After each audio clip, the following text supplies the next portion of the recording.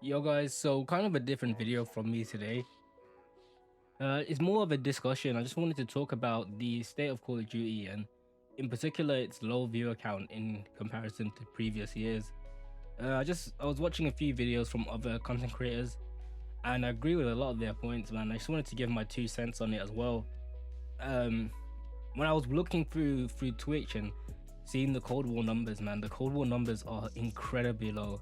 They are so low compared to the previous years, man. Even some games that people absolutely hate, like Infinite Warfare, it was never this bad. And I hope you guys like the gameplay in the background. It's one of my nuke attempts in the Die Hardpoint game mode. We dropped a nuclear, but we didn't get a nuke, unfortunately. But we popped off anyway.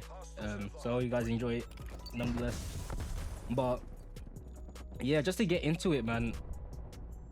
I feel like the main issue, which everyone knows about, everyone hates, everyone talks about, is skill-based matchmaking, man. And it's kind of like beating a dead horse at this point, but it is so true, man. It's just like the main reason, and I feel like a lot of people get it misconstrued, man. A lot of people feel like people who don't like skill-based matchmaking just want to go up against easy players and bots all the time.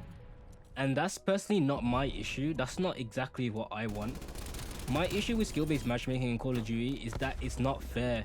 Call of Duty at its core is not a competitive game, man. Like, some of the things in this game and in previous Call of Duty games are so cheap. You know, one-man army, danger close noob tube, you know, the perk system, the war machine that I'm using right now, you know, the armor, the way the maps are laid out. So all you have to do is walk forward and you'll eventually see someone and shoot them in the back. The spawn system can be incredibly random sometimes. Stuns, stim shots.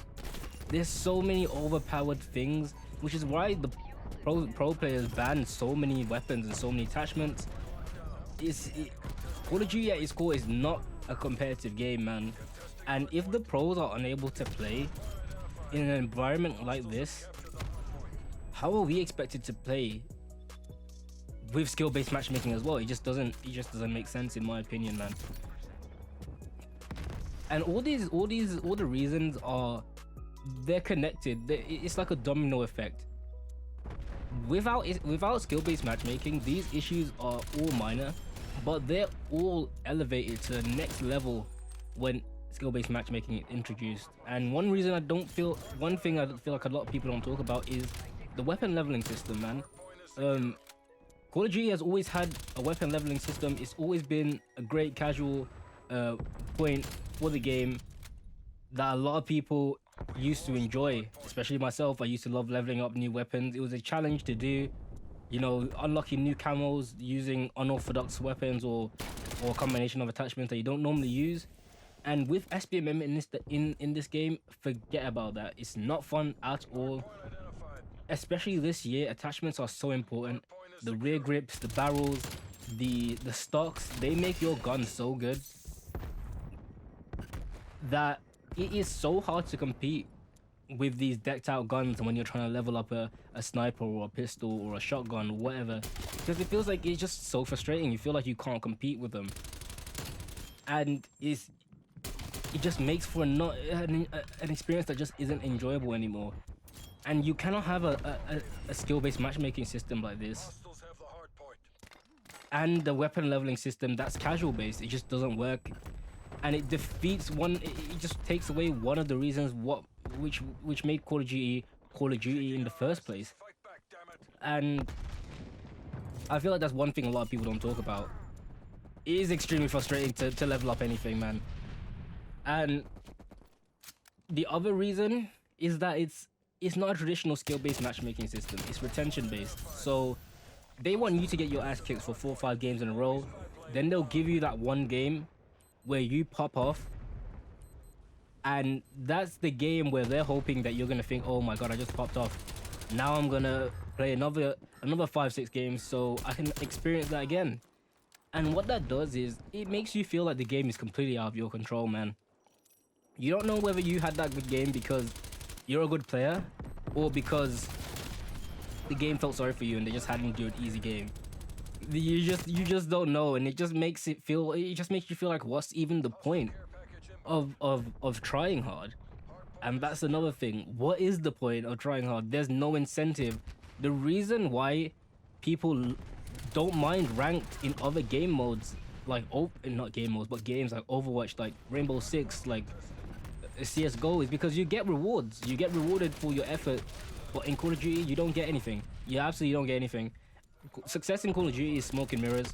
Everyone will get to level 155 eventually. It's just a matter of who and when they get it. And prestiging doesn't, like, even when prestige was in the game, it just didn't matter. No one cares about prestiging anymore. All it does is set you back and make it harder. And it's just not fun. When I sweat in other game modes, in other games, I get rewarded for it, man. I get told, oh my god, here's my top 500 badge that only people in the top 500 can get. Here's my Grandmaster badge that only Grandmaster players can get. And there's nothing to work towards in Call of Duty. All you do is sweat. And even if a player is twice as worse than you, it doesn't matter because he's also gonna get to level 155. There's no differentiation at all between you and another player. And you cannot even tell when you're in the lobbies what kind of lobby you're in because they've taken away lobby leaderboards. And this is another reason. The lobby matchmaking system is so cancerous to the overall objective of a skill-based matchmaking system. The skill-based matchmaking system is supposed to be fair. So imagine if I have a 2.8 KD. There aren't going to be many people on Cold War, especially in Cold War, with a 2.8 KD. So I'm 9 times out of 10, I'm gonna be the highest person in the lobby. So, and obviously you can't find that many players with that kind of KD. So they're gonna find people close enough to that, but they're also gonna find people who aren't even on your skill level whatsoever and put you on their team.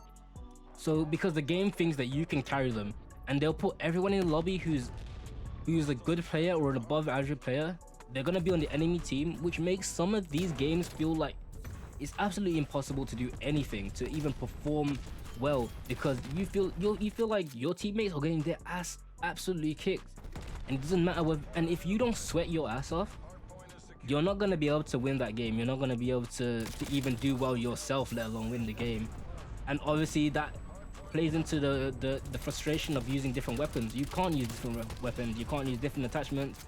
You have to use the best weapons with the best attachment because the enemy team is gonna kick your ass if you don't, because your teammates just can't keep up. They need you to do everything all the time, and that's just not fun. And yeah, I feel like those are the main topics, man. We end up losing this game even though we popped off. But yeah, man, I just wanted to have a kind of a little rant about Call of Duty because I love this game, man, and it's so sad to see how far it's fallen. But well, the new Call of Duty game is getting announced soon, so hopefully that one is a good year. But yeah, I hope you guys like this video anyway.